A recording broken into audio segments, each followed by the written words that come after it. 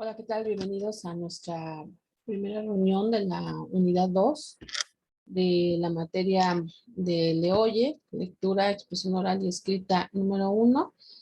En esta ocasión vamos a iniciar con un tema que se denomina organización textual y que ya precisamente en su título pues nos señala de la importancia que va a tener el hecho de darle una distribución a todos nuestros textos, a todos nuestros escritos.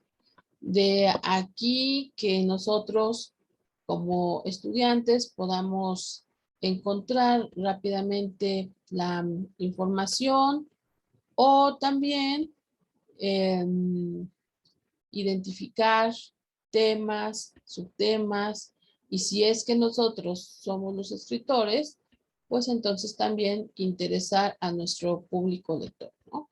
Y pues ya en el video anterior hablábamos de la utilización de algunos recursos, como por ejemplo las letras negrillas, las letras inclinadas, que también se llaman itálicas, o cursivas, ¿no?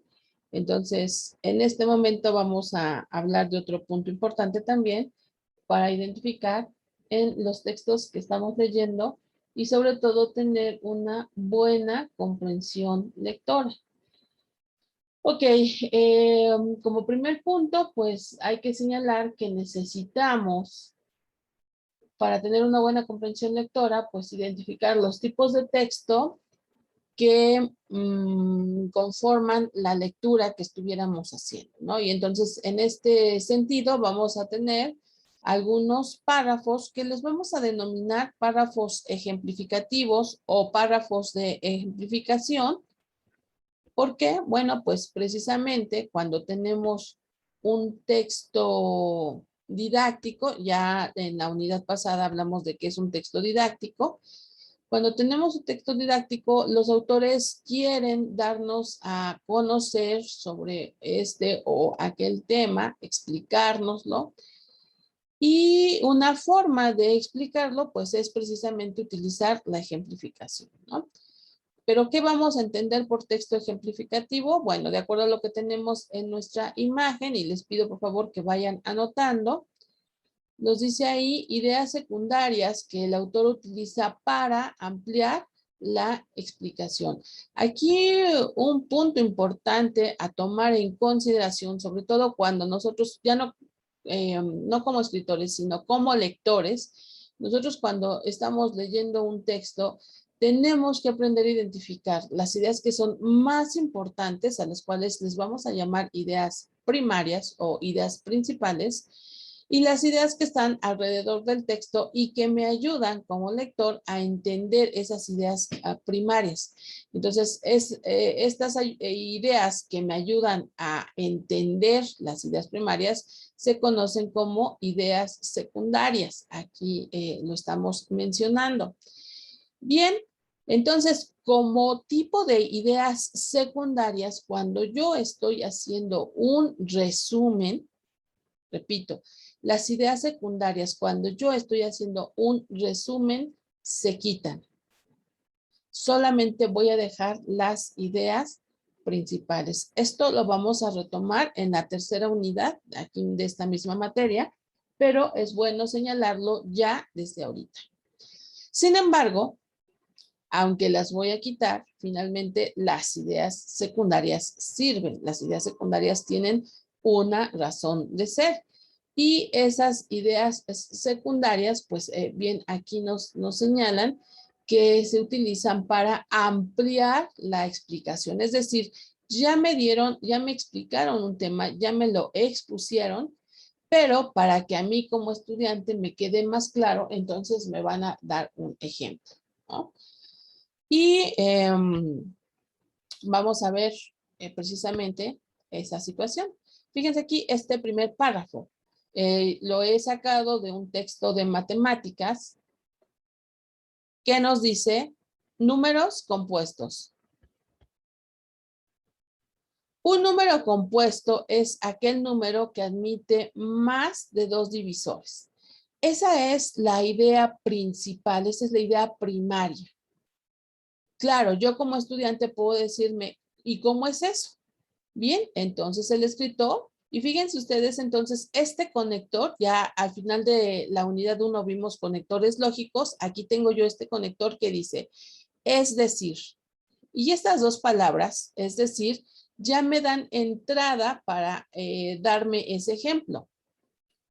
Aquel que se puede dividir por sí mismo, por la unidad y por otros números. Entonces, esta segunda oración es una oración secundaria que me está ampliando la visión de la idea principal. Y la idea principal es esta, ¿no?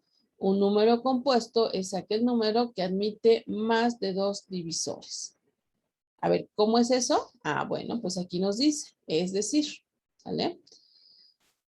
Y también, por ejemplo, esta otra oración. Los números compuestos se pueden expresar como productos de potencias de números primarios. A dicha expresión se le llama descomposición. Aquí también me están ampliando la información de esta primera oración. ¿Sale? Bien, entonces ya vimos un ejemplo de un texto ejemplificativo, precisamente. Vamos a regresarnos al segundo tipo de párrafo. Espero que estén tomando apuntes de esto, por favor.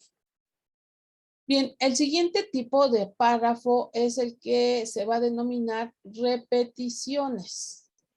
¿Sí? Repeticiones es porque más de 2 veces me van a dar la misma idea, pero a lo mejor con palabras diferentes, con ejemplos diferentes, porque también aquí se busca alcanzar el objetivo de que mi educando o mi alumno entienda, ¿verdad? Le quede más clara cierta idea.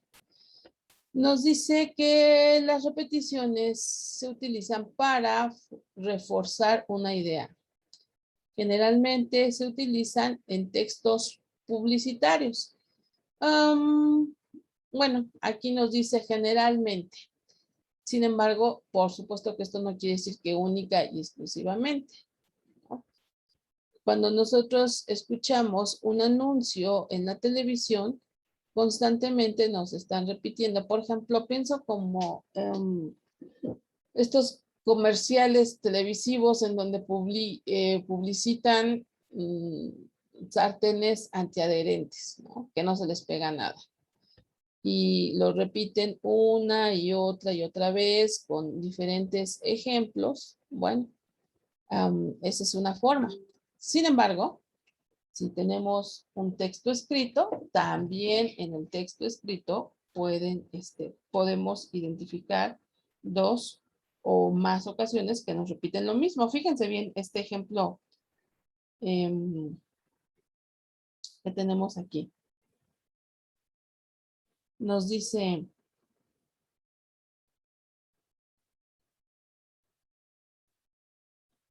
la materia se le puede encontrar principalmente en los estados sólido, líquido y gaseoso. Y aquí tenemos una primera ocasión en que nos hablan de estos 3 estados de agregación.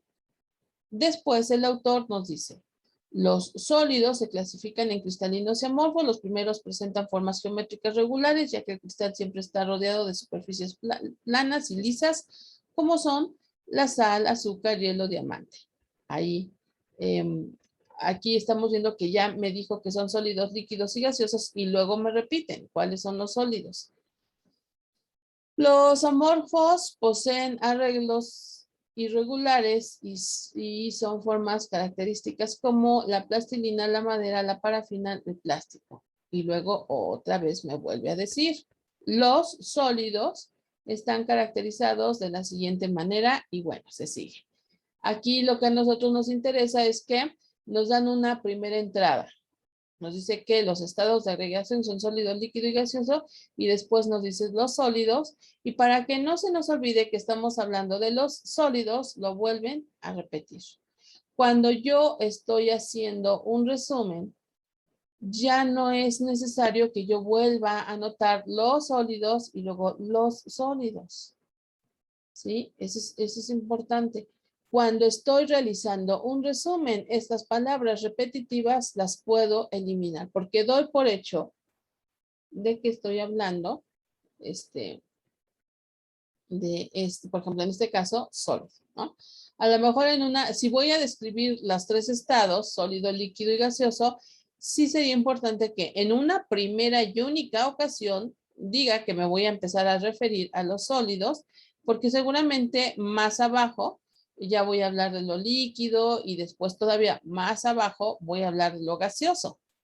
Entonces, obviamente ahí sí tengo que decirle al lector que primero me voy a referir a un estado, luego al otro estado y por último al tercer estado. Pero, bueno, yo ahorita nada más puse este párrafo, pero si viéramos todo el texto, el autor se la pasa repitiendo en varias ocasiones, sólido, sólido, sólido, sólido. Entonces, si estoy haciendo el resumen, en muchas ocasiones no es necesario. Bueno, tenemos aquí entonces un ejemplo de un párrafo repetitivo o de un párrafo de repeticiones, ¿sale?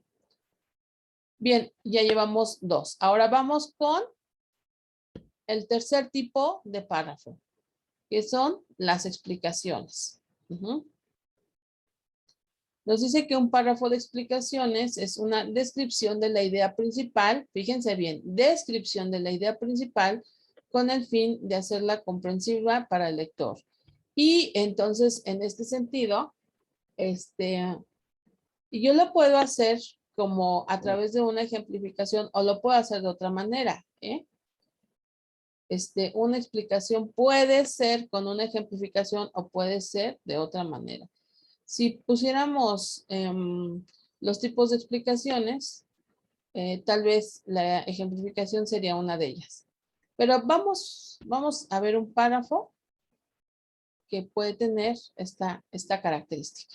Bien, aquí también tomé un párrafo de un libro de química para que identifiquemos esto. Y fíjense bien, nos dice métodos de separación. Y estamos hablando de una forma de separación que se llama decantación.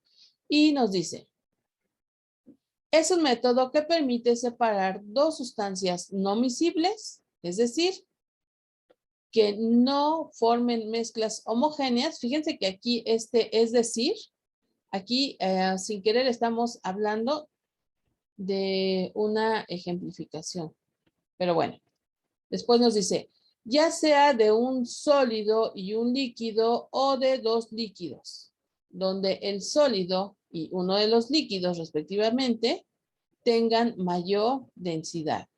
Por lo tanto, la decantación se lleva a cabo cuando las sustancias no son o no miscibles, cuando las sustancias no miscibles y su densidad es diferente. Nos dice aquí, en el caso en que un sólido esté en un líquido, se deja que aquel se deposite en el fondo del recipiente y se vierte el líquido inclinando poco a poco el recipiente para que caiga en otra parte sin que salga el sólido. Esta oración, larguita como la ven, me está explicando qué es la decantación. Aquí me dicen que la decantación es un método que permite separar dos sustancias que no son mezclables. Hasta ahí. Y luego me lo explican, con estas palabras. Finalmente, esto es una oración secundaria también, esto es importante, porque si yo hiciera un resumen, simplemente con esto sería más que suficiente. Decantación es un método que permite separar dos sustancias no miscibles. Hasta ahí. Luego me lo explican de esta forma. Me lo explican. Y aquí también me están ejemplificando qué es no miscible. No miscible es decir, Y aquí tenemos este conector lógico. Este conector lógico que es decir, me da entrada, entonces, ay, se está bajando la batería.